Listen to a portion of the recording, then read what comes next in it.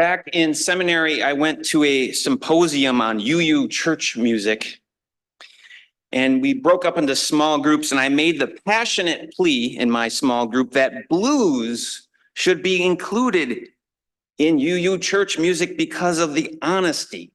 It speaks to the funk of life. And I remember a black professor was there and just replied with a, That was one of my prouder days in seminary. After all, what's wrong with a little Saturday night on Sunday morning? The early Delta blues master, Robert Johnson, sang of having a hellhound on his trail. In another one of his songs, he talks about going to a crossroads, falling on his knees, and some speculated that it was a deal with the devil to give his soul over to the devil to play like he played. And there were classic blues singers of the 20s and 30s, mostly black women like Ma Rainey and Bessie Smith. And Bessie Smith had lyrics like, I need a little sugar in my bowl. I need a little hot dog on my roll. So naturally, religious groups didn't like blues too much, including the black middle class, which largely condemned the blues and thought it was of the devil. Yet the blues snuck into the back door of the church in the form of gospel music. Thomas A. Dorsey, the father of gospel music, was initially a blues musician. Sacred and secular, God and the devil, art and religion, myth and ritual, it's all there in the blues. And the hero is the one who tells their tale and lives for another day. The blues goes beyond bad luck or a bad mood, and it says something existential and universal about the human condition. For we all have hellhounds on our trail. The terror of living haunts us, whether it's depression, anxiety, money problems, relationships, or death. Life itself is blues soaked. Now, for those of us who identify as white and are in the middle or upper class, who are people of advantage and privilege, we are not immune to the blues. Who has not had a catastrophe happen to them? The personal hellhounds of life keep us moving. Days keep us worrying. Blues falling down like hail. Blues falling down like hail. The creators of the blues were African Americans, many bound to sharecropping, an extension of slavery, some imprisoned and forced to work for little or no wages, yet another extension of slavery. They experienced systematic discrimination. And in the poorest state, Mississippi, in the richest country in the world, the most downtrodden group of people makes quite possibly the sound of the 20th century. Some musicologists have pinpointed the center for this early blues as Dockery Plantation, land that was newly cleared after the levee system of the Mississippi River was developed around the turn of the century. It was a sparsely populated but very fertile land of cotton that the early blues masters like Charlie Patton, Robert Johnson, Howlin' Wolf lived and learned. The loud, haunting howls of a man and his guitar across flat, muddy land. The music was originally played in barns and then moved to street corners and juke joints. The folk art became mass entertainment, and so-called race records began to sell. The abode of the blues moves from those front stoops and juke joints to downtown nightclubs in Chicago, Kansas City, St. Louis, and Detroit. And so things move from informal to polished, from idiosyncratic to syncretic. Yet elements of the blues go back far. How far? Possibly to Africa. Work songs, field hollers, and street vendors carried on a sound, a tradition. And one of the most spooky and guttural qualities is the blue note. Now, imagine the notes of a piano as all the notes one can play. Blue notes are the ones that are in the cracks between the notes.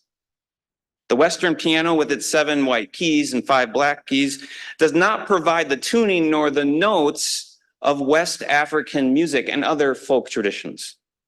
So African Americans would sing and bend their notes to fit into those cracks. Our ears, if we're trained in the Western tradition, don't expect those blue notes, and they are jarring and dirty. Toying with pitch is part of the African American musical tradition.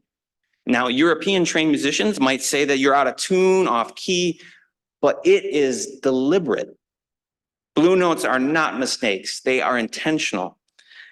After all, the piano is artificially tuned.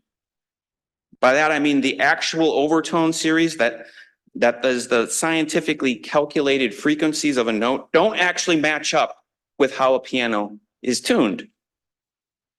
Though influenced by West Africa, the music was obviously created by American blacks, stolen away, shipped across the ocean, human cargo, forced into slavery, the whip, Jim Crow, segregation, and discrimination. Slaves weren't even allowed to have drums, but they could still sing, and they could still clap. And they could build homemade one-string guitars, and they still kept that sound. They were never fully defeated. They retained a dignified identity despite the systems of catastrophe that were all around them.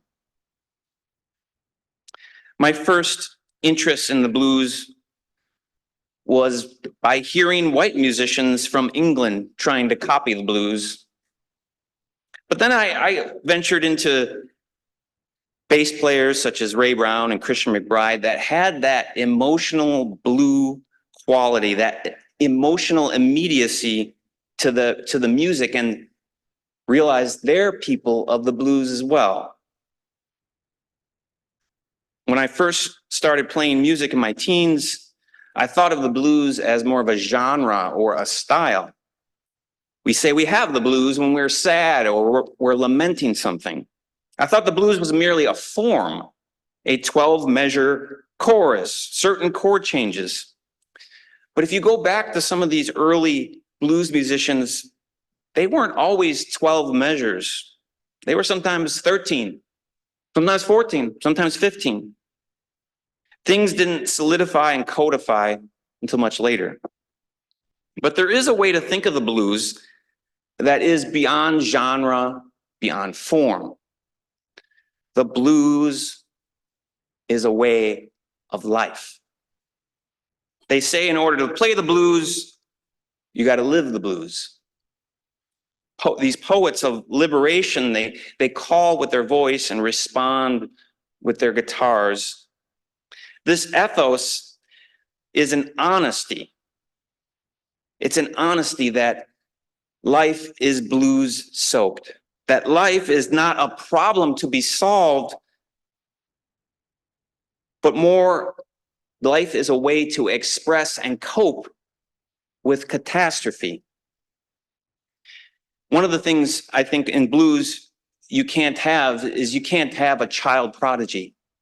You can't have a 5-year-old Mozart writing wonderful works of blues, because the music forces you to deal with your own trauma. You have to experience life and its pain and suffering to play the blues. The blues is resistance music, and in that resistance is persistence and wrestling and coming out with your own voice. Hearing the truth of someone's bruises, their scars, we come to terms with our own scars and our own bruises. We confront our own pain, and then we move on. Do, re, mi, la, sol doesn't really get at it. It needs blue notes. And sometimes these go beyond words with a with a moan, with a groan. The blues is a felt authenticity, a down-home personal statement that starts with I. The blues allows our suffering to speak, emerges from our hurt, and the truth of hurt is a way of life. Acknowledging these stanky parts of life, we are able to ride on the dissonance of those blue notes and experience a blue joy. B.B. King starts out one of his blues with, "Nobody loves me but my mama, and she might be jiving too." Blues begins with personal catastrophe, alienation, loneliness, desolation, and the troubles. Yet in this wreckage, there is honest introspection of self, and with that, the elegance of earned elation. To me, the essence of the blues is best summed up with these 4 words. It hurts so good.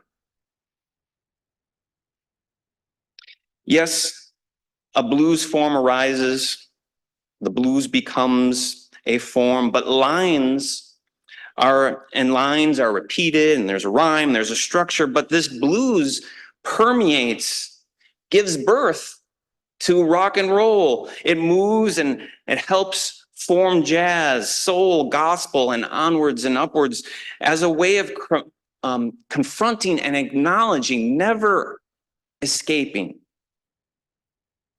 From that sand grain of irritation we heard, the oyster produces a beautiful and expensive pearl. And so it is with the blues. The blues forces us to internalize our own blues. And it can leave us with something beautiful we would not have had if not exposed to the disappointment and personal tragedy. Because living the blues is an expression of pain. Living the blues is not necessarily what Bessie Smith did, who drank and smoked and died at an early age.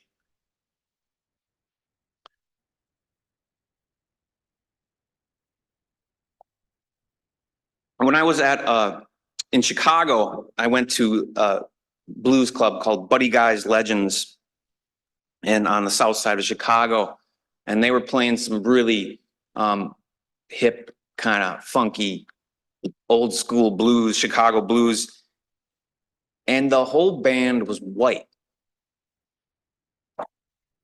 It's safe to say now that blues transcended where it has come from and now belongs to the world, to everyone who confronts catastrophe with sincerity and honesty.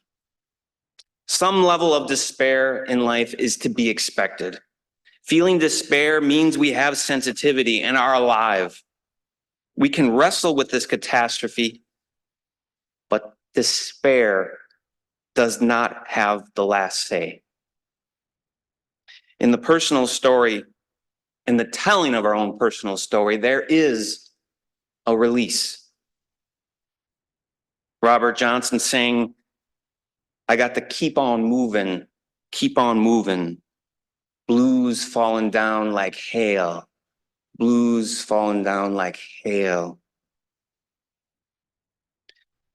2 decades ago, I went on a road trip, drove down Highway 61 along the Mississippi River and stopped in Clarksdale, Mississippi, and went to the crossroads where Robert Johnson supposedly sold his soul to the devil. I realized I was searching for something pure, something rough, something unvarnished, something unslick, something non-commercial. But what I know now is there is no purity in the blues. Blues lives on in different shapes and in different forms. Sometimes it's not the words or the notes, but the grunts and the moans, the notes between the notes. Blues never answers the problems, but it describes a catastrophe, and that is enough. The blues makes sorrow into joy.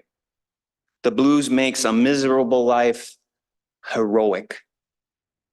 It's not about staying blue, but through the brave confrontation, there is a blue joy. The blues is a universal human struggle. Everybody has had and will have the blues. Everybody longs for meaning. Everybody needs to love and be loved. Everybody needs to clap hands and be happy. The blues people teach us that we can have courage in the face of brute force. We can have integrity in the face of oppression. We can have decency in the face of insult. Honesty in the face of deception. Everybody has the blues. Amen. And so may it be.